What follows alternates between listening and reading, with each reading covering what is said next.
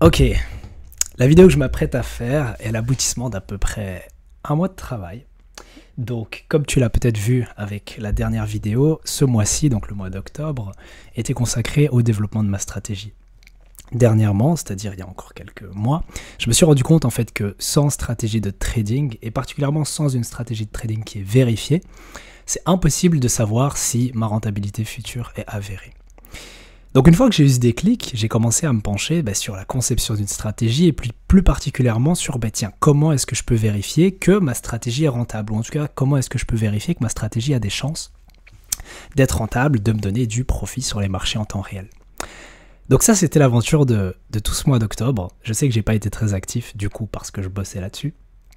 Et maintenant j'ai le plaisir de pouvoir annoncer que ma stratégie est terminée, que j'ai effectué une bonne batterie de tests. Alors j'ai pas encore tout terminé pour vérifier la rentabilité de ma stratégie, mais en tout cas j'ai bon espoir quant à ce qu'elle puisse performer correctement sur les marchés.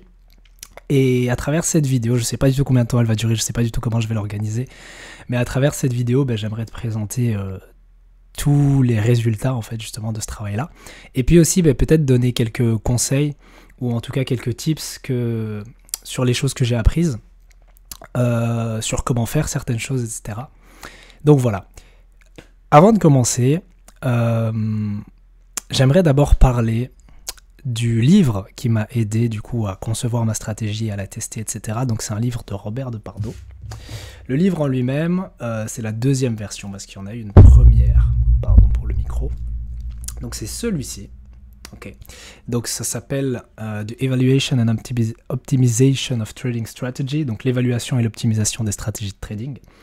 Donc c'est de Robert Pardo, je le redis, ici écrit en bas. Bon, à mon avis, sur la caméra, ça va inverser, mais si tu tapes Robert Pardo, livre, tu vas trouver directement parce que c'est une personne assez connue. Donc c'est un livre en fait qui t'explique simplement comment concevoir une stratégie, comment l'évaluer et ensuite comment l'optimiser pour à la fin s'assurer que elle est rentable et tradable tout simplement, parce que plutôt que de perdre du temps à trader une stratégie où tu sais même pas qu'elle est rentable.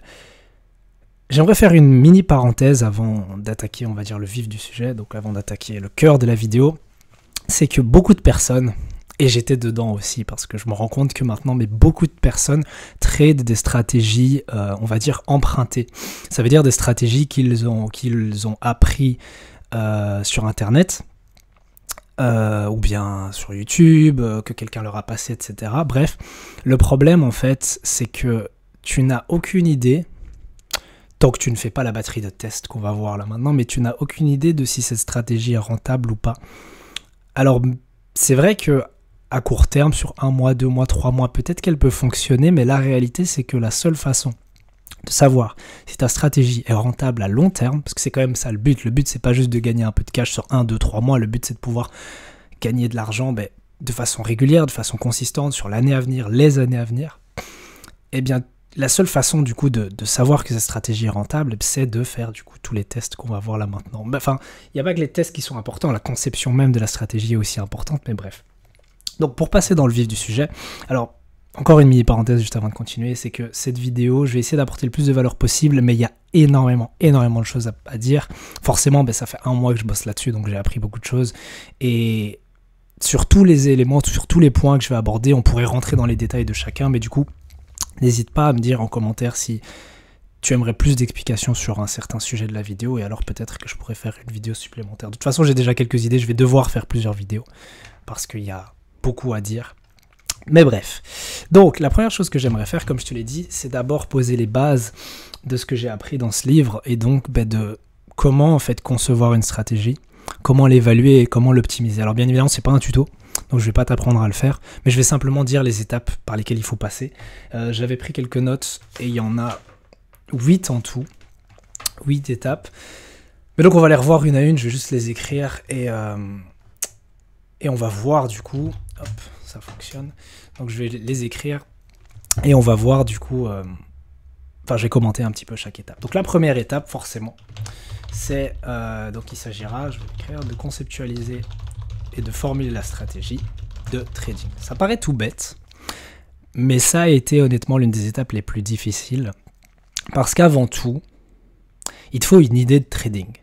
Donc une idée de trading, ça va être, ben tiens, sur base de ce que j'ai appris en trading depuis toutes ces années, sur base de mes connaissances du marché, comment est-ce que je peux exploiter les mouvements de prix, les fluctuations du prix. Au début, c'est qu'une idée.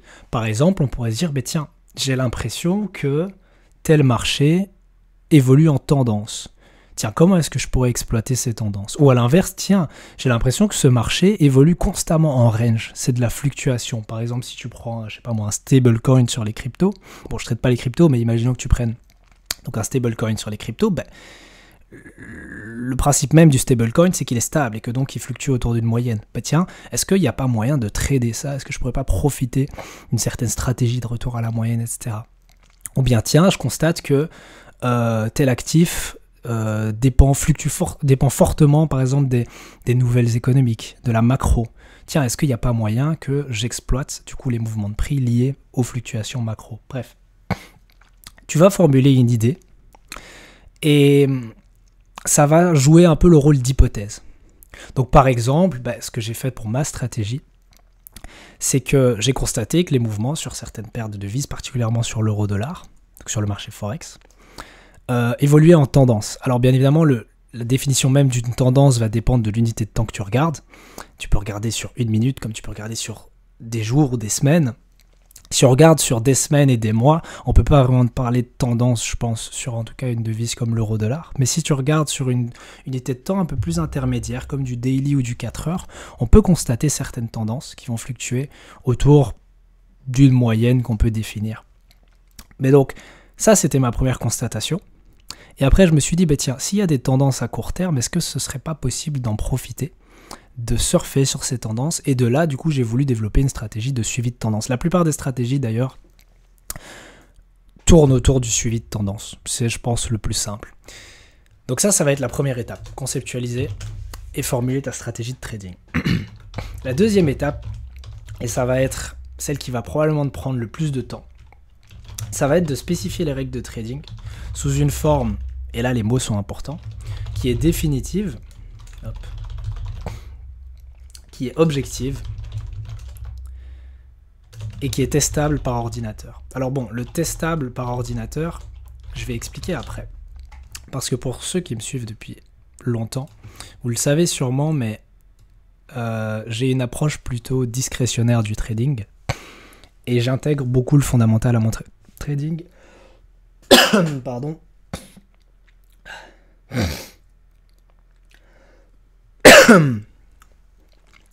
J'intègre beaucoup le fondamental à mon trading.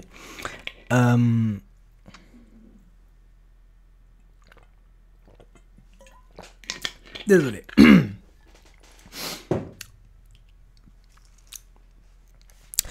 Donc pour ceux qui me suivent depuis un certain temps, j'ai une stratégie, j'ai une approche plutôt discrétionnaire du trading et j'intègre beaucoup le fondamental à mon trading. Ce qui veut dire que c'est très difficile de quantifier tout ça. En tout cas, c'est très difficile de rendre une stratégie complètement mécanique. Donc après, je vais te donner peut-être quelques conseils sur comment, on va dire, automatiser une stratégie qui, par définition, ne l'est pas nécessairement. Mais là, en tout cas, c'est juste on va dire les lignes directrices pour concevoir une stratégie qui est automatique. Donc, à ce moment-là, donc en gros un algo de trading si tu préfères. À ce moment-là, du coup, il faut que ta stratégie soit testable par ordinateur. Oui, ce que je peux dire aussi, donc ce qu'on va appeler la forme définitive et objective, ça veut dire que tu dois vraiment avoir des règles super précises à tel point qu'il n'y a pas de place pour le doute. Tu ne dois pas te dire à un moment, quand tu es devant ton graphique et que tu fais ton backtesting, on va y venir plus tard, mais tu ne dois pas pouvoir te dire, tiens, qu'est-ce que j'aurais fait à ce moment-là? Non, c'est A ou B, c'est soit tu as un setup, tu as un trade, bref, soit... En fait, tu dois essayer de te dire, ok, imaginons que je sois un robot de trading. Le robot de trading, il va pas douter, il va juste exécuter un code, et donc, si tu exécutes correctement le code, c'est soit, tiens, j'analyse tous les paramètres que j'ai configurés dans mon algo, et ok, à ce moment-là, j'ai un setup où j'en ai pas, j'ai un trade où j'en ai pas. Si maintenant, tu te retrouves à un moment devant ton graphique à te poser la question, tiens, est-ce que j'aurais pris le trade à ce moment-là ou pas? C'est qu'il y a un problème, ou en tout cas, c'est que la stratégie n'est pas suffisamment définie en des termes objectifs, quantifiables. Donc ça, c'est l'étape 2. L'étape 3, ça va être d'effectuer une forme préliminaire de test de la stratégie de trading. Alors pour ça, forcément, tu t'en doutes, c'est là où je fais une parenthèse, donc par rapport au point 2, hop, par rapport au point 2, voilà. C'est que tu vas avoir les stratégies mécaniques ou discrétionnaires. Donc si maintenant tu as une stratégie mécanique, ça veut dire que normalement, il n'y a pas de place au doute. Ça, c'est l'idéal. Ce qui est totalement faisable avec une stratégie qui repose uniquement sur l'analyse technique. Mais le problème, si tu aimerais devenir un trader, on va dire, plus sérieux, si c'est le mot que je peux utiliser, il est selon moi indispensable d'intégrer le fondamental, donc la macro, dans tes analyses de marché. À ce moment-là, tu vas avoir une stratégie qui peut être mécanique, en tout cas pour l'aspect technique de ta stratégie, mais il y aura toujours une part de discrétionnaire dans le sens où tes intentions d'achat et de vente, la direction, on va dire macro du prix, elle va être déterminée par ton jugement, ton évaluation de l'économie ou des économies que tu vas trader. Donc, la difficulté ici, ça va être de réussir à réunir les deux et de pouvoir le tester. Alors, ce que j'ai fait, ça c'est petit tips, c'est que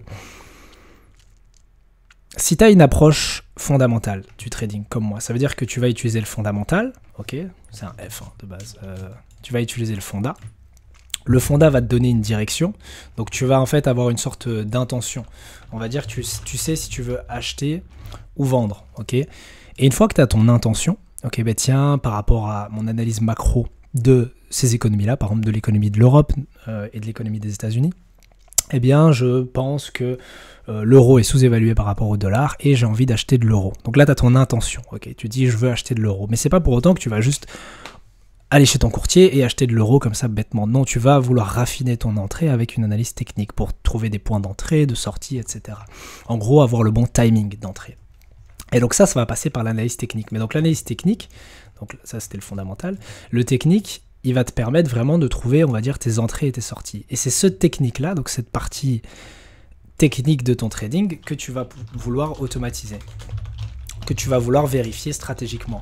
Donc formulé autrement, ça veut dire, tiens, si maintenant je prends une position dans ma direction macro, okay, d'achat par exemple, est-ce que, historiquement parlant, puisqu'on va en venir au backtesting, mais est-ce que historiquement parlant, ce type de setup technique fonctionnait pour entrer en position.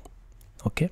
Alors bien évidemment, dans ce cadre-là, en fait, le fonda va être comme une sorte de filtre, dans le sens où tu peux avoir des setups techniques d'achat, de vente, mais si maintenant ton fonda ne te dit pas d'acheter ou de vendre, tu ne vas pas entrer en position. Ça va être la complexité, en fait, par la suite. Si je dois le dire le plus simplement possible, ce que tu vas vouloir faire, en fait, avec ces 3 premières étapes, c'est concevoir une stratégie que je vais appeler la stratégie A. Donc la stratégie A, ok, A parce que c'est la première. La stratégie A, ça va être ta stratégie purement technique. Tu vas vraiment faire une stratégie basée, on va dire, uniquement sur l'analyse technique, de dire, tiens, si j'ai tel setup dans telles conditions, etc. Enfin bref, selon mon analyse technique, là j'ai un setup, là j'ai un setup, là j'ai un setup, ok. Et tout ça, tu vas le backtester, tu vas prendre des positions, tu vas voir si cette stratégie fonctionne. Ensuite, tu vas déterminer une stratégie B. Ok, et la stratégie B, en fait, elle va tenir compte du fonda, ou plutôt elle va intégrer le fonda comme filtre du technique. Enfin, c'est plutôt l'inverse en réalité, parce que c'est le fonda qui te dit si c'est nécessaire de poursuivre une analyse technique, parce que si tu n'as aucune intention, donc aucune intention d'achat, de vente et que tu es neutre, ou formulé autrement, si après ton analyse macro, tu te dis ok, pour l'instant je vais juste attendre et voir ce qui se passe, tu n'as pas besoin de conduire une analyse technique, puisque dans tous les cas, tu ne dois pas agir, tu ne vas pas agir. Mais si maintenant, du coup, tu as une intention, tu te dis, ok, tiens, j'ai fait mon analyse ce week-end, ce début de semaine, et pour cette semaine, j'ai envie d'acheter, par exemple, de l'euro, comme je l'avais dit, tu vas conduire une analyse technique, ok. Mais ton analyse technique, du coup, elle va reposer sur cette stratégie A. Ce que tu vas vouloir faire par la suite, bon, je spoil déjà un peu, en fait, les autres étapes, mais ce que tu vas vouloir faire par la suite, c'est que ta stratégie A, tu l'auras backtestée, tu connaîtras, on va dire, sa rentabilité passée, sur base de la simulation historique des prix, ce qu'on appelle le backtesting, ok. Tu vas faire ensuite une comparaison AB, je crois qu'on appelle ça de l'AB testing, je pense. Tu vas faire une comparaison AB, ça veut dire simplement comparer les performances de la stratégie A avec celle de la stratégie B. Donc la stratégie A, c'est la stratégie purement technique, la stratégie B, c'est la stratégie qui intègre le fonda à l'analyse technique. Donc les deux ensemble, entre guillemets. Et tu vas voir si les performances de la stratégie B sont meilleures que les performances de la stratégie A. Auquel cas, tu vas retenir la stratégie B Parce que ça veut dire que l'intégration de l'analyse fondamentale à ton analyse technique améliore tes performances de trading. Et donc, c'est mieux de tenir compte du fonda. Normalement, si tu as bien fait tout le processus que je vais décrire ici, l'intégration du fondamental à ta stratégie devrait améliorer tes performances et non pas les réduire. Sinon, c'est qu'il y a un souci dans l'une des étapes ici. Bref, je continue. Donc, tout ce dont je parle ici, toutes les étapes, c'est vraiment pour cette stratégie-là, la stratégie A qui est purement technique. On ne parle pas de fondamental ici, je tiens à le préciser. Donc une fois que du coup tu as toutes tes règles définitives, ça peut être des règles, ça peut être des formules, ça peut être, imaginons que tu as une stratégie de moyenne mobile, j'en sais rien, avec une, deux ou trois moyennes mobiles, bien tu peux dire, bah, tiens, quand le prix va... Donc imaginons on a une moyenne mobile à la baisse. Quand le prix casse, ça peut être un pourcentage, ça peut être une certaine distance entre la moyenne mobile, donc le point ici et le point là. Voilà, enfin bref, c'est à toi de définir tout ça. Et clôture au-dessus, peut-être tu peux dire, mais tiens, j'attends l'impression d'un chandelier en plus, ou bien tu peux dire, tiens, j'attends que le prix vienne, je sais pas moi, retester cette moyenne. Enfin bref, c'est à toi de définir des règles vraiment précises, pour qu'ensuite, quand tu vas aller sur tes graphiques, tu vas identifier tous les moments où ce scénario-là s'est produit. Et alors tu dois aussi après définir des règles d'entrée. Ben tiens, si j'observe ce setup là, comment est-ce que j'entre en position? Est-ce que je mets un ordre limite, un ordre stop? Est-ce que je mets un ordre au marché, etc. etc., etc. Bref, une fois que tu as toutes tes règles, ou formulé autrement, une fois que tu es en mesure de backtester objectivement ta stratégie, ben tu vas passer au backtesting. Alors, le backtesting, idéalement, si c'est vraiment une stratégie purement technique, il est faisable automatiquement. Ça veut dire que tu peux en fait coder ta stratégie, ok? Tu vas coder ta stratégie et va en sortir un algo de trading que tu vas pouvoir appliquer automatiquement sur un historique de prix. Et puis tu auras un résultat. Pour ceux comme moi qui ne savent pas faire de codage, le mieux, ou en tout cas ce que je conseille, c'est comme si tu faisais un code pour une stratégie, de définir le plus formellement possible tes règles de trading, ou on pourrait même dire le code de ta stratégie de trading, et de l'appliquer manuellement sur les graphiques. Alors bien évidemment, ce sera jamais aussi bien qu'un backtesting automatique, mais t'as pas d'autre alternative, à moins que tu puisses embaucher un codeur ou quoi, un programmeur. Mais donc sinon, c'est avec tes moyens actuels le mieux ou le moins pire que tu puisses faire. Bien évidemment, cette phase de backtesting, donc c'est la phase 3, tu l'auras compris, la forme préliminaire de test de la stratégie, c'est la phase la plus importante, surtout si tu le fais manuellement, parce que les erreurs que tu vas commettre là vont directement se refléter après dans le profil de performance que tu vas dresser. Ça veut dire, en français, que si tu te mets à prendre des positions que tu n'es pas censé prendre, ou à l'inverse que tu ne prends pas certaines positions que tu es censé prendre selon les règles de ta stratégie, tu vas fausser les résultats de ton backtesting et tu auras un profil de performance. Ce que j'appelle le profil de performance, c'est juste les résultats de ton backtest à la fin. Tu auras des résultats qui ne seront pas fiables, des résultats sur lesquels tu ne pourras pas compter pour évaluer la rentabilité future de ta stratégie. Donc il faut faire très attention à ça. La cause principale d'un mauvais backtesting, c'est ce qu'on appelle les hindsight en anglais. Hindsight, ok. Donc en français, c'est la rétrospective. En fait, le hindsight ou la rétrospective, c'est ce qui se passe quand, et ça t'est sûrement déjà arrivé, imaginons donc tu regardes un historique de prix. On a les barres, oh pardon, là je suis en texte, on a les barres donc, qui défilent, okay, enfin, on va faire des lignes, ça va être plus simple. Là tu regardes, ok, les marchés bougent comme ceci, comme cela, etc. Chouette. Imaginons, ici, le prix est à ce niveau-là, et tu ne prends pas position. Tu te dis, oui, je suis pas sûr que mes règles soient respectées, etc. Le prix continue, tu vois par exemple qu'il chute, et tu dis, ah oui, mais en fait, non, j'aurais pris position ici. Mais le problème, c'est que cette décision, tu l'as pas prise là, tu l'as prise ici. Et donc, ce qu'on appelle la rétrospective, c'est en réalité quand tu prends une décision en pensant que c'est une décision spontanée, sauf qu'en réalité, cette décision a été prise uniquement parce que tu avais de nouvelles informations qui t'ont permis de faire une rétrospective, donc revenir en arrière et te dire « Ah, mais en fait, j'aurais pris la position à ce moment-là. » Et donc, quand je dis que la rétrospective, c'est l'erreur la plus courante dans un mauvais backtesting, c'est parce que très souvent, tu as des personnes qui backtestent, ok ? Soit, il y a deux possibilités, soit elles laissent tout l'historique des prix affiché. Donc, imaginons, voilà, ça c'est toute ta séquence de prix, du début, par exemple, tu testes, je sais pas moi, de janvier, donc du premier du mois à décembre.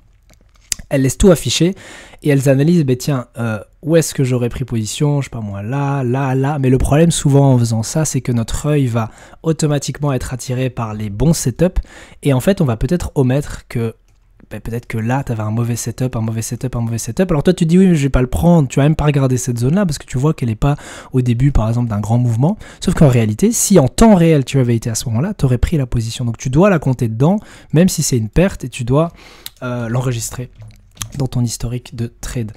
Donc ça, c'est la première possibilité. L'autre possibilité, et c'est ce qui se rapproche un peu plus du trading réel, c'est ceux qui vont trader barre par barre. Donc tu vas afficher, par exemple, voilà, c'est le début de ta simulation, ok, tu affiches ça, et puis tu fais défiler les barres au fur et à mesure, et tu prends position quand, quand les règles de ta stratégie te disent de prendre position. C'est le mieux, et c'est le plus réaliste, le plus fidèle, parce qu'à ce moment-là, tu peux pas utiliser la rétrospective. Par contre, faut faire très attention à ne pas utiliser justement la rétrospective dont je viens de parler, c'est que si maintenant, ici par exemple, tu avais un setup, okay, mais que tu hésitais à le prendre. Bon, déjà, c'est pas bon parce que du coup, soit tes règles sont pas assez précises, soit tu respectais pas tes règles. Mais donc, tu hésites à le prendre. Puis, tu continues à afficher les barres et là, tu dis, ah oui, mais en fait, non, j'aurais pris le setup. Et tu reviens en arrière, t'effaces ce que t'as mis et tu dis, ok, en fait, non, je prends position. Non, c'est faux, c'est pas correct parce que t'as pas pris position. Mais ce genre de scénario, si maintenant tu doutes et que en fait tu prends position que quand tu as plus de données de prix affichées, c'est probablement parce que ta stratégie n'est pas assez précise. Parce que normalement, tu as un trade ou tu n'as pas de trade, il n'y a pas d'hésitation. Surtout pour une stratégie 100% technique. Ok ? Mais donc, faire très attention à la rétrospective. C'est moins courant quand tu affiches ton graphique barre par barre en backtesting manuel, mais c'est très courant si maintenant tu affiches donc tout l'historique de prix et qu'en fait tu vas juste regarder visuellement où est-ce que tu aurais pris position. C'est beaucoup plus risqué dans ce cas-là de faire du coup de la rétrospective.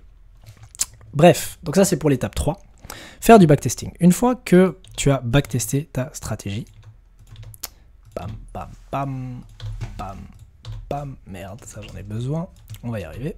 Donc, une fois que tu as backtesté ta stratégie, l'étape suivante, hop, ça va être d'optimiser la stratégie. Et là, ça va être très difficile si tu fais un backtesting manuel, mais donc ça va être d'optimiser la stratégie de trading.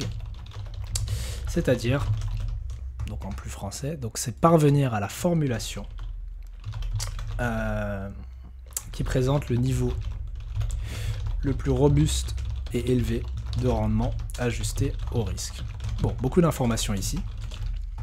Premièrement, optimiser une stratégie, ça veut dire quoi? Ça veut dire que, imaginons que tu utilises des moyennes mobiles. Imaginons que tu utilises les moyennes à 10.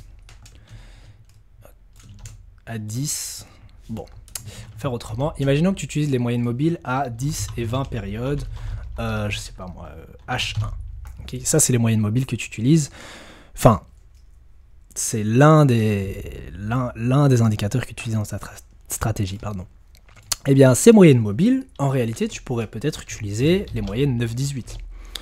Tu pourrais utiliser les moyennes, je sais pas moi, 12-14. Tu pourrais utiliser les moyennes 15-30. Enfin bref, je donne des valeurs au pif, mais ce que je veux dire par là, c'est qu'il y a plusieurs séries de paramètres possibles pour tes moyennes mobiles à configurer. Tout comme la période, par exemple, les moyennes mobiles sont très configurables. Tu peux prendre une période H1, mais peut-être que tu prends des moyennes mobiles H2, H4, daily. Est-ce que tu prends des moyennes mobiles qui s'ajustent au graphique? Donc si tu regardes un graphique daily, bah, c'est des daily. Si tu regardes un graphique H4, c'est du H4, etc. Bref, en gros, tes moyennes mobiles sont paramétrisables. Je ne sais pas si ça se dit, mais elles sont configurables. Et donc l'optimisation, ça va être de dire, tiens, là, j'ai backtesté ma stratégie peut-être sur les moyennes à 10 et 20 périodes H1. Mais pourquoi est-ce que je retesterai pas, donc je referai pas mon backtesting, mais avec des moyennes mobiles, peut-être 9-18 ou je sais pas moi, 12-14. Okay, pour voir, tiens, est-ce que mes rendements sont meilleurs, est-ce que ma stratégie fonctionne mieux avec d'autres paramètres de moyenne mobile. Donc l'optimisation, ça va être ça. Par exemple, imagine tu utilises, je sais pas moi, le RSI. Okay, donc idem, RSI aussi, tu peux le configurer avec des valeurs chiffrées. Est-ce que du coup, je ne rebacktesterai pas ma stratégie avec d'autres valeurs? Tu peux aussi le faire avec, par exemple, si tu as des règles de clôture. Par exemple, tiens, il faut que le chandelier, je sais pas moi, si par exemple tu trades, voilà, imaginons c'est ce que j'appelle moi une étoile du matin. Donc c'est un modèle en 3 chandeliers qui généralement est indicateur de futur élan haussier. Je le traite pas, mais voilà, c'est juste le nom que je lui donne. Imaginons, tu te dises, ok, pour que ce chandelier soit valable, il me faut, je sais pas moi, un Marubozu baissier, un doji, et il faut que le dernier chandelier, donc le 3e chandelier de la formation, clôture, je sais pas moi, plus de 50% de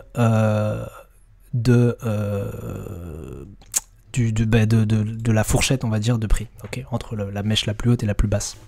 Et peut-être que tu pourrais te dire, tiens, au lieu de clôturer 50%, je vais me dire, il faut que il clôture, je sais pas moi, 40% ou 60%. Et tu peux tester avec des valeurs différentes. Parce que si maintenant, imagine, tu te dis, ok, il faut qu'il clôture 80%, peut-être en fait qu'il y a des setups que tu vas rater parce que tu vas attendre vraiment que le prix soit bien haut.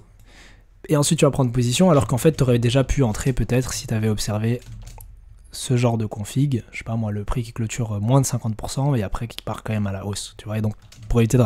Mais donc tu testes tout ça, ou bien ça peut être, tiens, en fait il faut que ce chandelier là, non seulement clôture plus de 50%, mais en plus avale le chandelier précédent, enfin bref, ça c'est par rapport à tes règles, mais ce que je veux dire là, c'est que tout ce qui est numéraire, tout ce qui est chiffré, ben, tu peux du coup l'optimiser, parce que du coup tu vas pouvoir tester différentes valeurs, ok, et voir lesquelles fonctionnent le mieux, quelle combinaison, ok, fonctionne le mieux. J'ai dit il y a quelques minutes que la difficulté de l'optimisation, c'est que si tu dois le faire manuellement, c'est une galère. Imaginons que maintenant tu n'as que les moyennes mobiles comme paramètre optimisable dans ta stratégie. Rien que ça, si tu veux tester, imaginons une moyenne qui s'étend de 10 à 20 et une moyenne qui s'étend, je sais pas moi, de 50 à 100, et tu veux mettre les deux en comparaison, si tu fais une matrice et que tu te rends compte du nombre de valeurs que tu dois tester, c'est énorme. Imaginons là que tu testes ces valeurs-là par incrémentation de 2. Donc tu vas faire en gros la moyenne 10, 12, 14, 16, tu as compris, 18, 20. Et ici, tu vas tester les moyennes peut-être par palier de 10. Donc 50, 60, 70, 80, 90, 100, ouais, 70, 70, enfin bref. Ça dépend de où tu vis, Belgique, Suisse, France, enfin bref. Donc voilà, et ça c'est ce que tu vas vouloir tester. Cool, donc tu as à chaque fois 6 valeurs pour chaque. Sauf qu'en réalité, tu vas devoir tester la moyenne 10 avec toutes ces valeurs-là.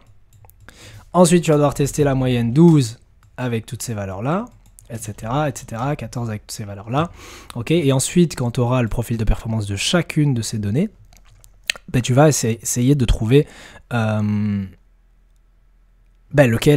quelle stratégie, en tout cas quel profil de performance est le meilleur. Le meilleur, ça veut dire, en fait, quand on parle du niveau le plus robuste et élevé de rendement ajusté au risque, ça veut dire que tu vas chercher à avoir le meilleur rendement, mais pour le plus petit risque possible. Parce que imaginons maintenant que ta stratégie, elle te donne 100% de rendement. Cool, c'est énorme, waouh, mon dieu, j'ai doublé mon capital en X temps. Mais qu'en réalité, tu as un drawdown maximum de 50%, c'est peut-être pas intéressant. Ça veut dire que pour réussir à faire 100%, il y a un moment où tu as peut-être perdu la moitié de ton capital. C'est pas très intéressant. Alors que si maintenant, tu as peut-être un rendement de, je sais pas moi, 50%, mais ton DD, donc ton drawdown, il est peut-être que de moins 10%, c'est déjà plus intéressant. Okay, donc c'est ça ce que ça veut dire le rendement ajusté au risque. Ça veut dire oui, c'est très bien d'avoir des performances de 100%, 1000%, 10 000%, mais si maintenant ton risque est colossal, c'est beaucoup moins intéressant. Vaut mieux faire peut-être, je sais pas moi, un 10% avec un drawdown maximum de 1%. Donc ça veut dire que c'est une stratégie à très faible risque, mais vaut mieux faire ça plutôt que du 100%, mais en fait tu as risqué 80%. Ok, donc c'est ça que ça veut dire. Donc encore une fois, ici, tu serais beaucoup plus avantagé si tu as une stratégie 100% mécanique, dans le sens, enfin, pas mécanique, une stratégie automatisable avec un algo. Pourquoi? Parce que l'optimisation, tu vas pouvoir la faire automatiquement, alors que la faire manuellement ici, ça va être une galère.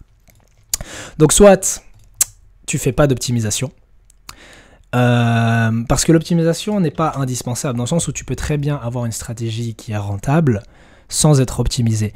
Ça veut dire que tu as différents niveaux de rentabilité.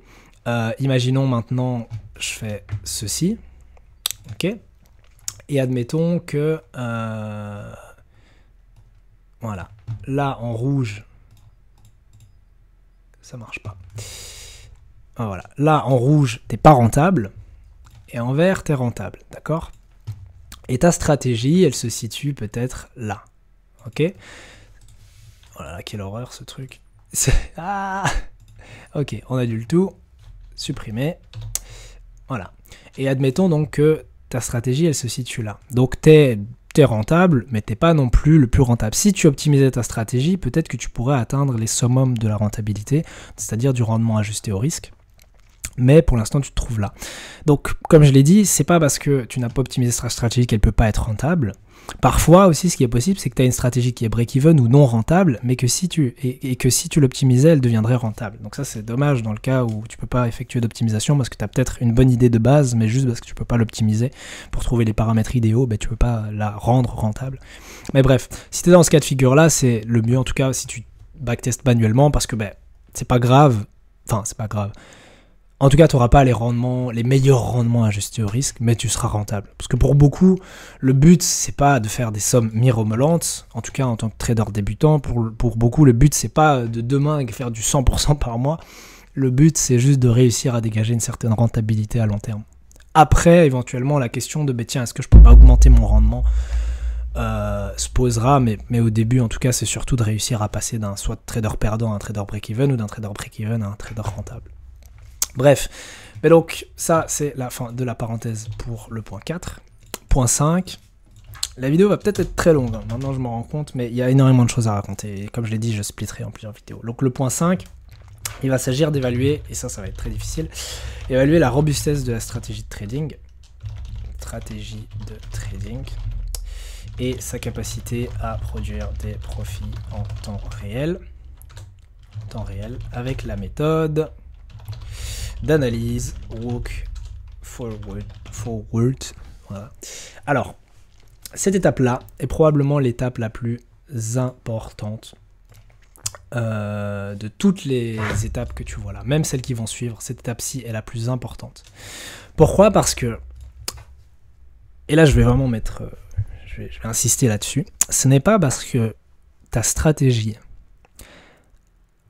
a généré des profits par le passé que ça garantit qu'elle en génère à l'avenir.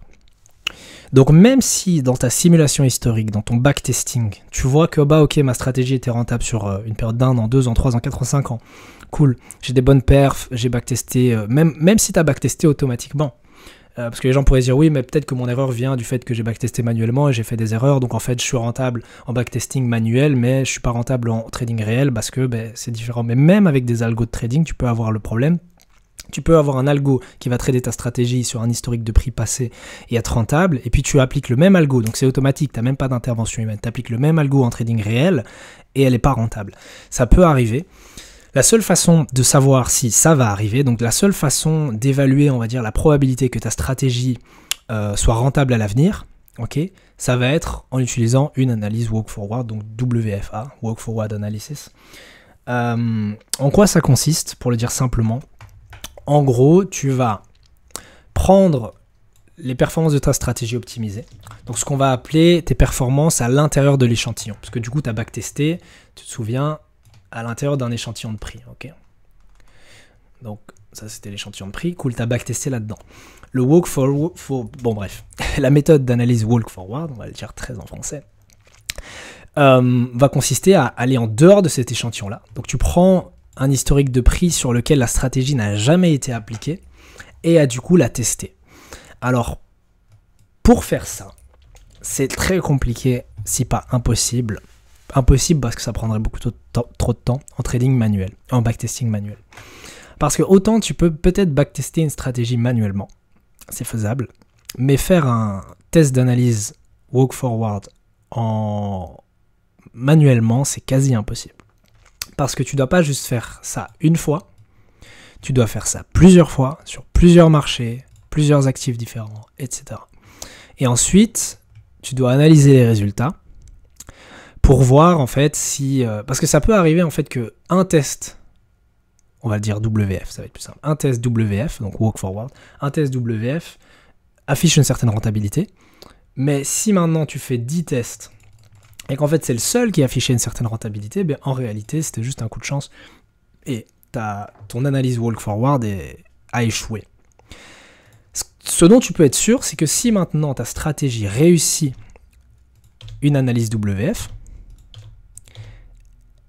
sa probabilité de rentabilité à l'avenir est très élevée. Maintenant, comment faire du coup pour tester une stratégie si tu ne peux pas faire du coup d'analyse WF.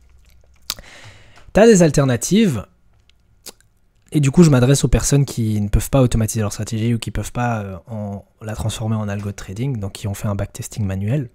Ce que je conseille, c'est, dans un premier temps, tu peux faire ce qu'on appelle une simulation de Monte Carlo. Ça veut dire que si tu as fait ton backtesting, tu as réuni une liste de trades, tu vois, avec, bah tiens, ça c'est tous les trades que j'ai. Je pourrais te montrer après ce que ça donne. Bon, ok, c'est très mal tracé, mais bref, tu as une liste de trades, 100, 200, 300, enfin bref, tous les trades que tu as pris. Et sur base de cette liste, bah, tu vas pouvoir calculer tes performances sur on va dire sur un échantillon précis de données, sur un historique précis de temps. Donc tu peux éventuellement, en reprenant toutes ces données, faire une simulation de Monte Carlo, ce qui va globalement juste changer l'ordre dans lequel les positions ont été prises, et voir si tu restes rentable. Parce que parfois, ta rentabilité n'est avérée que parce que tu as eu une séquence favorable de trades. Donc imaginons, tu as, on va dire, un gagnant, un gagnant, un gagnant, un perdant, un gagnant, un gagnant, un perdant, un perdant, un perdant, bref, voilà. Donc ça, c'est une séquence favorable, mais peut-être que ce qui pourrait arriver, c'est que tu as un perdant, perdant, perdant, perdant, perdant, perdant, et puis seulement tu as des gagnants. Donc tu as une suite consécutive de trades perdants dès le départ, ou des trucs comme ça, et peut-être que ça pourrait influencer la rentabilité de ta stratégie. Peut-être que dans un autre ordre, ta stratégie ne serait en fait pas rentable. Donc ça peut être une première chose à faire, mais c'est pas l'idéal. Deuxième chose à faire, c'est, plutôt que de se casser la tête avec tous ces trucs de codage et d'algorithme, ben, en réalité, tout ce dont tu as besoin, si vraiment je devais simplifier le plus possible la vidéo jusqu'à présent, tout ce dont tu as besoin pour vérifier qu'une stratégie est rentable, donc imaginons là, dans un premier temps, tu as ta stratégie, ok. Comment est-ce que je peux savoir si ma stratégie est rentable? Ben, j'ai deux choses à faire. Hop. Hop. La première chose, c'est vérifier si elle a été rentable par le passé. Et donc, c'est ce qu'on appelle le backtesting. Okay. Mais à ce moment-là, le backtesting, tout ce que ça te dit, c'est, bah, ok, ma stratégie, si je l'avais tradée telle quelle sur tel historique de prix, elle aurait fonctionné. C'est tout ce que ça te dit. Mais la deuxième chose, et que beaucoup de gens oublient, du coup, bah, c'est ce qu'on pourrait appeler en fait un forward testing, et ça rejoint un peu l'analyse walk forward, mais... Donc attendez, je vais mettre ici backtesting. Ok. La deuxième chose à faire, c'est vérifier si elle a des chances d'être rentable à l'avenir. Et donc ça, c'est le walk forward. Ok. Mais statistiquement, c'est dur à mettre en place quand tu fais tout ça manuellement. Ou bien, donc l'autre possibilité, c'est simplement vérifier si elle est rentable à l'avenir. Et à ce moment-là, en fait, c'est ce qu'on appelle le forward testing. Donc en fait, c'est juste, tiens, imaginons, tu as backtesté ta stratégie. Je vais donner des exemples concrets à chaque fois. Donc imaginons, tu as fait un backtesting de 2 ans. Ok ? Tu as fait un backtesting de ta stratégie sur 2 ans. Eh bien, ce que tu peux faire comme étape à la place du walk forward, c'est de dire, tiens, je vais faire du forward testing. Donc en gros, trader ma stratégie sur un compte démo pendant peut-être 3 à 6 mois. Ensuite, une fois que j'ai récolté ces données-là, de forward testing pendant 3 à 6 mois, les comparer avec celle du backtesting et me dire, tiens, est-ce que la performance que j'ai eue en backtesting ressemble plus ou moins à la performance que j'ai eue en forward testing? Si c'est le cas, c'est quasi aussi valable que de faire une analyse walk forward. Je dis quasi parce que, mais je ne vais pas rentrer dans des détails statistiques, mais bref, retiens juste, voilà, c'est quasi autant valable. Donc, pour résumer, jusqu'à présent, parce qu'après on va encore un peu continuer, mais la vidéo est longue, je sais, mais accroche-toi.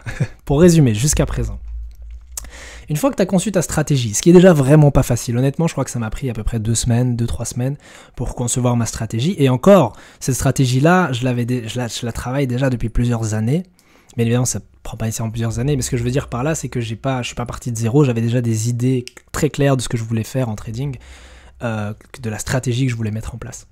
Donc en fait, ce qui m'a pris 2 semaines, c'est plutôt la formulation de cette stratégie. Donc t'imagines, si déjà il te faut 2 semaines pour formuler une stratégie, c'est pas aussi simple qu'on le croit. Donc en gros, formuler, c'est ça, spécifier les règles de trading sous forme du funnel, machin. Ok. Ensuite, une fois que tu as ta stratégie, tu vas d'abord faire une forme préliminaire de test, le backtesting. C'est vraiment très important. J'ai parlé tantôt du coup de la rétrospective, donc faire très attention au insight, à la rétrospective, donc de ne pas biaiser les résultats par notre comportement humain. Donc tu fais ton backtesting. Ici, je parle pour les personnes du coup qui font manuellement. Okay. Pour ceux qui font automatiquement, c'est encore différent. Mais donc, si tu fais ton backtesting manuellement, fais attention à la rétrospective. Tu fais ton backtesting manuel. Ensuite, comme c'est quasi impossible, enfin en fait c'est impossible pour toi de faire un walk forward manuellement, ce que tu vas vouloir faire, c'est faire du forward testing de ta stratégie. Alors là, j'ai donné des valeurs, ça peut paraître trop au hasard, mais en réalité, si tu fais un backtesting de plus ou moins 2 ans, tu pourras... L'idéal, c'est de forward tester ta stratégie pendant 3 à 6 mois. Si maintenant tu fais un backtesting par exemple de 5 ans, l'idéal, c'est de forward tester ta stratégie pendant 1 an. Plus ou moins 1 ou 2 ans. Ok. Ça peut paraître long. De façon générale, retiens que plus une stratégie a une fréquence de trading élevée, donc des stratégies très court terme, plus la fenêtre de temps peut être réduite. Donc par exemple, si tu as une stratégie de scalping et que tu la backtestes sur 1 an, c'est largement suffisant. Attention, tant que sur cette période de 1 an, tu as eu différentes conditions de marché. Différentes conditions de marché, ça va être des tendances différentes, une volatilité différente. Par exemple, tu as eu un bull market, un marché haussier, tu as peut-être eu un marché baissier, tu as peut-être eu un marché haussier ou baissier, mais volatile ou bien calme. Tu as eu une période de range, ou en tout cas de prix, d'évolution des prix latérales, où il n'y avait quasi rien. Bref, que tu puisses expérimenter le plus de conditions de marché différentes possibles, de volatilité, etc. Pour que ta stratégie reflète correctement les performances d'une stratégie à long terme. Si maintenant tu as une stratégie par exemple de position trading où tu vas garder des positions pendant plusieurs semaines voire mois, forcément si maintenant à la fin d'une année tu n'as que 4, 5 ou 10 trades, ça va être dur d'en tirer des conclusions valables. Il va te falloir un échantillon beaucoup plus grand de 5, 10 ans, peut-être même plus de backtesting. Et ton forward testing va être encore plus long. Mais donc voilà, l'idéal en fait c'est d'avoir une stratégie un peu entre les deux, donc quelque chose de intraday ou peut-être du day trading, swing trading, tu vois, qui est encore backtestable sur une période pas trop longue, mais en tout cas tu peux te permettre de forward tester une stratégie pendant 3 à 6 mois. Je pense que c'est encore... faut pas être trop impatient de faire des profits.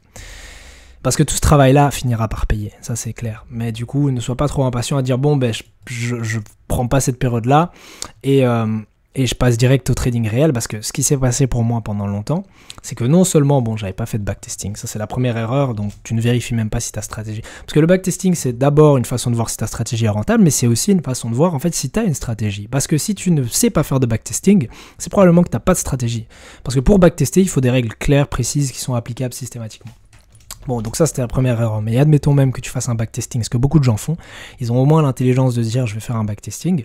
Le problème c'est qu'après ils passent directement au trading réel, ils se disent c'est bon, j'ai fait mon backtesting, en trading réel ça va aller, sauf que pas nécessairement. Pas nécessairement. Et le forward testing en fait te permet d'une part de voir si ta stratégie a des chances d'être rentable à l'avenir en fait, parce qu'elle peut, comme je l'ai dit, elle peut très bien être rentable sur une période par exemple de 2 ans, sauf que durant ces 2 ans-là, les conditions de marché étaient particulièrement favorable à ta stratégie et en fait les conditions de marché ont changé maintenant et ta stratégie ne fonctionne plus. C'est une possibilité où tu dois la réoptimiser ou peut-être même la changer complètement. Donc ça c'est une première chose, mais la deuxième chose c'est que le forward testing te permet aussi de vérifier si tes stratégies, tes règles sont décrites sous des termes suffisamment objectifs que pour être appliquées systématiquement sans qu'il y ait du doute, de l'hésitation, etc. Et ça te permet aussi de voir si ta capacité en tant que trader à appliquer une stratégie, à faire preuve de discipline, à respecter les règles est bonne. Donc en gros, de façon générale, ta capacité à gérer tes émotions et à stick to the plan, à respecter les règles de ton plan. Donc les deux sont hyper importants. Et puis aussi, donc, une fois que tu as fait les deux, tu auras 2 rapports de performance, celui de ton backtesting et celui de ton forward testing. Et ces rapports de performance-là te permettront de comparer. Et puis tout simplement en fait de vérifier, tiens, ma stratégie a été rentable les 2 dernières années. J'ai ensuite tradé les 6 mois qui ont suivi la période directement adjacente à ces 2 ans. Et je vois du coup qu'au total, sur 2 ans et demi, ma stratégie est rentable. Ou formulé autrement, parce que pour le dire en français correct, que les 6 mois qui ont suivi ma période de backtesting ont été rentables. Et c'était en réel. Okay, donc là déjà, tu augmentes un peu les chances que ta stratégie continue à performer correctement à l'avenir. Ok. Alors tu m'entends beaucoup dire un peu, parce qu'il n'y a jamais de certitude dans tout ça. Même si tout ce process-là a été fait de façon automatique avec des algos et du code, il n'y a pas de certitude en trading, ça c'est sûr. Mais en tout cas, tu veux mettre les chances de ton côté en faisant le plus de vérifications possible avant de trader en réel. Surtout si tu trades avec ton propre argent, imagine tu trades avec 10 000 balles, tu n'as peut-être pas envie de balancer les 10 000 balles sur une stratégie que tu n'as même pas testée, tu pourrais risquer de tout perdre. Alors que si maintenant tu fais du backtesting, du forward testing, et tu vois que du coup normalement tu auras un rendement positif, ou en tout cas pas négatif, à ce moment-là, tu seras déjà un peu plus confiant pour trader ton capital. Et puis surtout, ça t'évitera de dévier de ton plan, parce que tu sais que si tu t'en tiens à tes règles, normalement, tu devrais avoir une certaine rentabilité. Bref, mais donc, c'était la petite parenthèse par rapport au walk forward, c'est que si tu peux pas faire de walk forward, alors fais au moins du forward testing, ça veut dire trade ta stratégie en démo pendant une certaine période de temps. C'est beaucoup ce qu'on voit sur Internet d'ailleurs, puisque comme peu de gens savent faire du codage ou de la programmation, en tout cas sur le trading YouTube, la plupart du coup font juste backtesting, forward testing. Enfin, ils appellent pas ça forward testing. Moi j'appelle ça forward testing, mais ils appellent ça backtesting, donc une simulation historique. Et puis alors juste du trading démo. C'est voilà. Les gens oublient, mais le trading démo, c'est pas pour se familiariser avec les plateformes de trading et apprendre à trader. Non, le trading démo en réalité, c'est pour tester la stratégie. Mais donc voilà, j'espère que c'est déjà un peu plus clair. Je vais terminer parce que la suite c'est moins, on va dire, importante, mais du coup, une fois que tu as réussi toute cette batterie de tests, alors encore une fois, tout ce que je dis là, c'est un énorme résumé, en réalité, c'est tout un bouquin, et tous les procédés, tous les processus par lesquels tu passes dans chaque étape, tu vas conceptualiser et formuler la stratégie, il y a des règles, on va dire, précises à respecter pour conceptualiser et formuler une stratégie, ensuite spécifier les règles, il y a un code, ou en tout cas un pseudo-code, si on ne parle pas de programmation, précis à respecter dans la formulation de ta stratégie. Ça ressemble beaucoup à si j'observe ça, alors je fais ça, si j'observe ça, alors j'ai telle condition qui est respectée, je peux passer à la suite. Un peu comme en fait en programmation. Donc ça aussi, tu vois, c'est important, mais comme je l'ai dit, si je devais rentrer dans les détails, ça ferait une vidéo de 10 heures, et c'est pas le but ici. Donc je continue de trader la stratégie en temps réel, tout simplement, comme je l'ai dit, une fois que tu as fait tes 2 tests, enfin, c'est le plus simplifié possible, c'est en tout cas le strict minimum. Une fois que tu as fait tes 2 tests, tu peux trader la stratégie en temps réel. Ok, et alors ça s'arrête pas là, parce que trader la stratégie c'est bien, mais imaginons maintenant, tu as fait ta stratégie, tu l'as backtest, tu l'as forward testé pendant 3 mois, 6 mois, cool, maintenant tu passes au trading réel, chouette. Tu dois pas nécessairement t'arrêter, enfin tu dois pas t'arrêter là et juste dire ok c'est bon je trade ma stratégie. Non, à ce moment-là c'est quand même super important, et je le note ici donc, de suivre les performances de trading, donc du trading réel, et de t'assurer qu'elles correspondent, on va y arriver, correspondent à celles obtenues lors de la simulation historique. Ou je pourrais rajouter ou du forward testing. Mais donc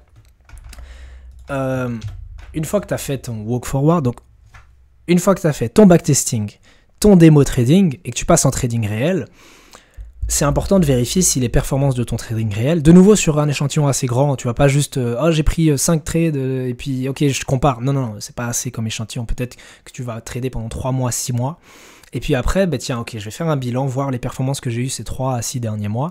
Toujours dans l'exemple des 2 ans de backtesting. Donc je vais regarder les performances que j'ai eues, et je vais les comparer à mon trading démo et à mon backtesting, et voir du coup s'il y a une certaine cohérence entre les données.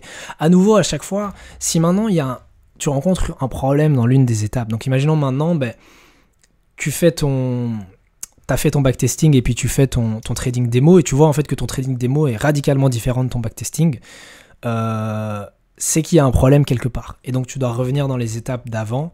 Comme je l'ai dit, peut-être que tes émotions entrent trop... Enfin, tu n'arrives pas à trader sans émotion, on va dire. Ou peut-être que tu respectes pas les règles de ta stratégie, ou peut-être même que les règles de ta stratégie ne sont pas déterminées dans des termes assez précis. Peut-être aussi que les conditions de marché ont changé, donc peut-être aussi vérifier, tiens, quel était l'environnement dans lequel dans lequel j'ai tradé ma stratégie, dans la simulation historique, et tiens, quel est l'environnement de marché maintenant? Quelles sont les conditions de marché maintenant?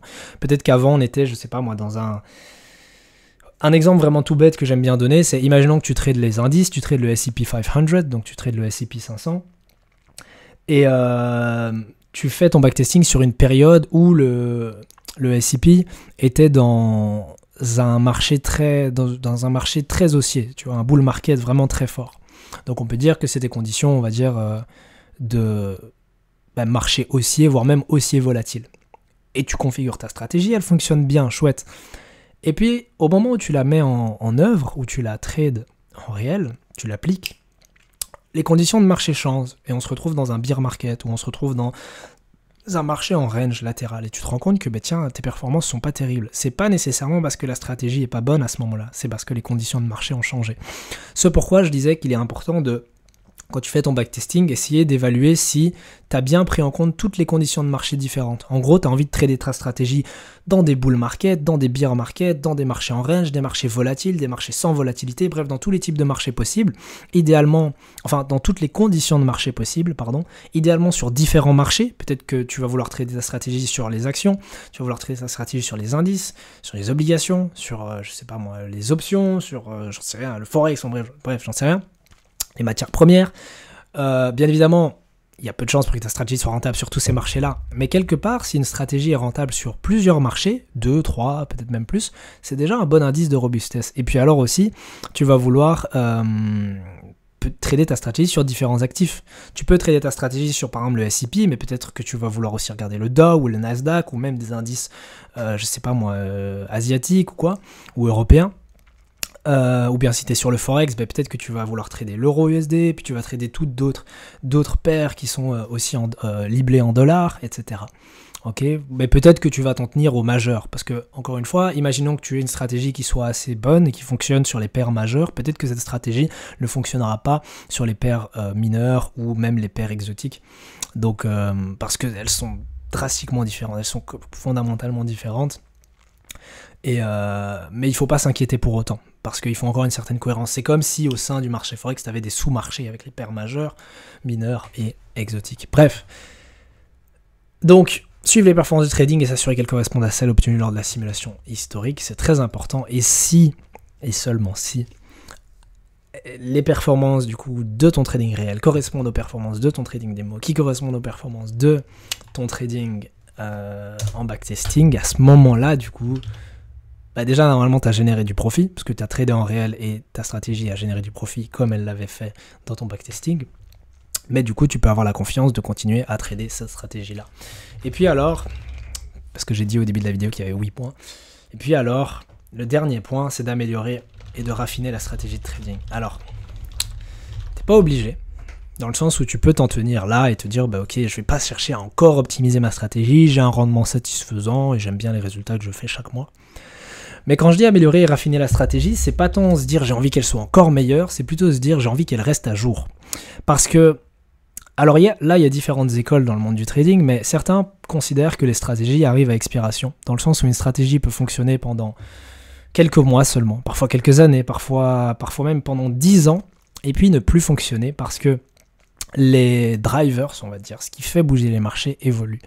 Par exemple, tout ce qui est robot de trading, etc. n'existait pas à l'époque, il y a 20-30 ans. Enfin, 20 ans si, mais il y a 30-40 ans, ça n'existait pas. Donc le trading était fondamentalement différent. Donc ce que tu vas vouloir faire, c'est de temps en temps, après c'est à toi d'évaluer raisonnablement quand est-ce qu'est ce temps en temps, mais de temps en temps réévaluer ta stratégie. Donc soit refaire tout le processus, bon tu ne dois pas le faire ici, mais en tout cas à partir de là, effectuer une forme de test, optimiser, etc., évaluer la robustesse. Imaginons tu pourrais dire, tiens ma stratégie, tous les 3 mois, tous les 6 mois, je fais un backtesting des 6 derniers mois que j'ai tradé. Même si tu les as tradés en réel, tu vas dire oui mais du coup j'ai une fiche de performance qui reflète mes performances de trading réelles. Peut-être que tu as raté certains trades ou que tu as fait quelques erreurs. Donc tu vas vouloir rebacktester cette période-là et voir si ta stratégie fonctionne toujours. C'est très important. Et puis alors c'est important aussi parce que tu vas vouloir garder ta stratégie à jour, mais dans le sens sur l'historique de temps le plus proche. Ça veut dire que, imaginons, voilà, tu as une période de 5 ans, on va dire 6 ans, 1, 2, enfin non, en réalité c'est 0, donc 1, 2, 3, 4, 5, ok, donc tu as backtesté on va dire que tu as backtesté ces 4 années-là, ok. Et là, on est en 2024-25, tu vois, ici. On est en 2024-25. tu trades en réel, ben, quand l'année 2025 est terminée, le dernier échantillon que tu avais pour vérifier si ta stratégie était rentable, il est ici. Donc il est avant 24. Et donc peut-être que tu vas vouloir actualiser ton backtesting. Donc au lieu de prendre les 4 dernières années, tu vas prendre les 5 dernières années. Et tout ça, hop, ça va être ton échantillon backtesting. Plutôt que juste tout ça. Tu vois, donc en gros, tu vas entre guillemets mettre à jour ton backtesting, voir si ta stratégie est toujours rentable. Ça te permettra deux choses. Déjà de voir si tu as bien appliqué ta stratégie en trading réel. Parce que même si tu es rentable en trading réel, c'est pas pour autant que tu as correctement appliqué la stratégie que tu avais backtestée. Et ça te permettra aussi d'actualiser les données, voir si ta stratégie a toujours des chances de performer à l'avenir. Donc ça, c'est la dernière petite précision. Mais donc, en gros, pour faire un peu bateau, s'adapter continuellement au marché, continuer à vérifier si notre stratégie fonctionne. Quand tu as un déclin trop important de ta performance, donc imaginons maintenant, dans ton historique, tu ne rencontres jamais, je sais pas moi, plus de 2 mois de trading négatif. Tu vois, donc imaginons janvier positif, février positif, mars négatif, avril positif, etc. Tu vois, tu continues, positif, et puis tu vois, moins, ok, cool, positif, bref, tu continues comme ça, 1 an, 2 ans, 3 ans, 4 ans, 5 ans, et tu vois que la plus grande période durant laquelle tu étais négatif, ben, c'était 2 mois. Okay, peut-être que ça arrivait plusieurs fois, 2 mois, puis 2 mois négatif, 1 mois ici, 1 mois là, cool. Si maintenant tu vois, pendant ton trading réel, que tu as 1 mois, 2 mois, 3 mois négatifs, ça ne veut pas pour autant dire qu'il faut abandonner la stratégie, mais déjà là, ting, petite alerte, attention, j'observe quelque chose que je n'ai jamais observé par le passé. J'observe une performance inhabituelle de ma stratégie. Dans ce cas-ci, inhabituellement négative. Ça peut aussi être dans l'autre sens. Si tu observes 3 mois, imaginons que tu n'as jamais eu plus de, je sais pas moi, 5 mois d'affilée positifs, et tu observes, et c'est valable, là c'est à l'échelle macro, mais c'est valable aussi à l'échelle micro. Imaginons maintenant tu as une série de gains, tu n'as jamais observé plus de 5 trades consécutifs gagnants, et tu vois que là tu en as 6, 7, 8, tu te dis, oula, il y a peut-être, il faut faire attention, parce que souvent après une grande série de gains, il y a des grandes séries de pertes. Ou en tout cas des grosses pertes qui arrivent, parce qu'on a trop de confiance. Donc imaginons là, tu sonnes l'alerte, tu te dis ok, attention, et tu vois que tu as un 4e mois négatif. À ce moment-là, comme la performance dévie trop de du coup ta performance historique, de tes tests, etc., ce serait peut-être temps de réévaluer la stratégie. Ça ne veut pas dire qu'elle est complètement à mettre à la poubelle, mais réévaluer, et en tout cas répondre à la question super importante de tiens, pourquoi est-ce que mes performances dévient fortement de ce que j'ai observé jusqu'à présent? Est-ce que c'est les conditions de marché? Est-ce que c'est ma façon de trader? Est-ce que... En tout cas, trouver le pourquoi et en fonction de la réponse, décider s'il faut abandonner la stratégie ou pas. Bref, c'est la fin de la vidéo. Dans la prochaine vidéo, on verra du coup, parce que j'ai beaucoup parlé de profil de performance, okay, mais on verra du coup ce que j'ai fait personnellement. Donc ici, tu vois, on va voir tout un Excel avec donc la liste de tous tes trades que tu as pris en backtesting. Et ensuite, le résumé de la performance avec quelques graphiques, mais ça c'est plutôt esthétique. Mais donc des graphiques par exemple qui reprennent la courbe de croissance, performance trimestrielle, mensuelle, les gains et les pertes, donc le PNL réparti sur tous les trades. D'autres valeurs que j'ai calculées, bon ça c'est pas nécessaire par exemple pour des traders intraday ou quoi, mais pour moi qui fais du swing, tu peux garder des positions pendant longtemps, plusieurs jours, voire semaines, et pour se rendre compte de la patience qu'il faut avoir, j'aime bien avoir ces graphiques-là, mais je les expliquerai. Donc c'est le nombre de jours entre deux trades, entre l'ouverture de trade, donc j'ouvre un trade lundi peut-être, combien de jours vont s'écouler avant que je réouvre un trade, et la durée des trades aussi en moyenne. La distribution des gains et des pertes, qu'est-ce qu'on a d'autre? La session, ok, à l'ouverture des trades, donc quelle session est-ce que je trade? Là on voit que c'est Londres, bref, mais j'en parlerai dans une autre vidéo, parce qu'il y a énormément de choses à dire, et puis alors bon, il y a des stats évidentes, plus grand trade gagnant, je sais pas moi, ratio gagnant moyen, c'est facile à calculer, mais tu as d'autres statistiques qui sont peut-être plus compliquées à calculer, genre le facteur de profit, ou bien le rendement pessimiste par exemple, donc ça c'est mon rendement, 138%, en tout cas sur la période de simulation historique, donc c'est sur plus de 2 ans, ça fait une performance moyenne de 4% par mois, ok, donc ça c'est sûr, c'est le rendement total, mais en réalité c'est toujours bon de calculer un rendement qu'on appelle pessimiste, donc diminuer, et en réalité le rendement pessimiste, donc ce qu'on appelle le PROM, Pessimist Return on Margin, est bien évidemment inférieur. Donc c'est se dire, bon ok, 138% c'est bien, mais c'est un idéal. Peut-être que je performerai moins bien. Et puis alors j'ai même calculé des variantes du probe. Donc par exemple sans le plus grand trade gagnant ou sans la plus grande série de trades gagnants, et on voit que du coup la performance diminue significativement, même si elle reste rentable. Même chose avec le facteur de profit, l'espérance, le calculer mais de façon pessimiste. Le score SQN, j'expliquerai ce que c'est. Le run-up, parce qu'on pense souvent à calculer le drawdown, ok, ici en pourcent, donc qui est de moins 2%. Il est très faible parce que j'ai très peu de risques. Ça aussi, parce que souvent, des personnes pourraient se dire, mais tiens, comment tu fais pour avoir moins 2% seulement de drawdown maximum? C'est si peu, il y a un problème, ta stratégie est overfit ou quoi. On parlera d'ailleurs de l'overfit, donc du surajustement, de la suroptimisation. Mais en réalité, c'est parce que mon risque est très faible. Parce qu'il y a des gens qui risquent 1% par trade, jamais je risque 1% par trade. Ce qui explique du coup pourquoi mon drawdown est aussi faible. Score SQN, donc on verra ce que c'est. Oui, le run-up, en fait, c'est l'inverse du drawdown, en fait. Le drawdown, donc c'est, imaginons, tu as un plus haut sur ton compte, et puis bah, tu fais un bas, et ben c'est cette distance-là entre le plus haut et le plus bas de ton compte, avant que tu réussisses à redépasser le précédent plus haut. Et bien le run-up, c'est la même chose. C'est, imaginons que du coup, tu as ce bas-là. C'est quoi la plus longue, la plus grande montée avant que tu encaisses une perte? Et donc ça aussi, bah, c'est important. Et là, tu vois par exemple que le run-up est de 12%, ce qui est énorme. Ce pourquoi, du coup, bah, c'était dans des conditions de marché très favorables pour ma stratégie. Ce pourquoi, par exemple, j'ai calculé le prom sans cette plus grande série de trades gagnants qui diminue significativement, mais du coup, mon rendement. Enfin bref, mais on va voir tout ça dans la prochaine vidéo. J'espère que ça t'aura plu. Mon Dieu, c'était long, même pour moi. 1 heure de vidéo. J'espère que la vidéo t'aura plu, j'espère que ça t'aura apporté plein de choses. N'hésite pas à me poser tes questions dans les commentaires si maintenant tu veux qu'on rentre dans des détails pour d'autres choses, parce que j'en ai pas... où est-ce qu'il est mon truc? Enfin bref, tous les schémas que j'ai fait, etc. Peut-être que tu as des questions ou tu aimerais plus de détails sur un point. Par exemple, tu veux dire, oh oui, tu vois, le point 3, quand tu dis qu'il faut faire ça, est-ce que tu peux expliquer plus parce que je comprends pas? N'hésite pas, je me ferai un plaisir d'y répondre. Et puis sur ce, on se dit à la prochaine, dans la prochaine vidéo.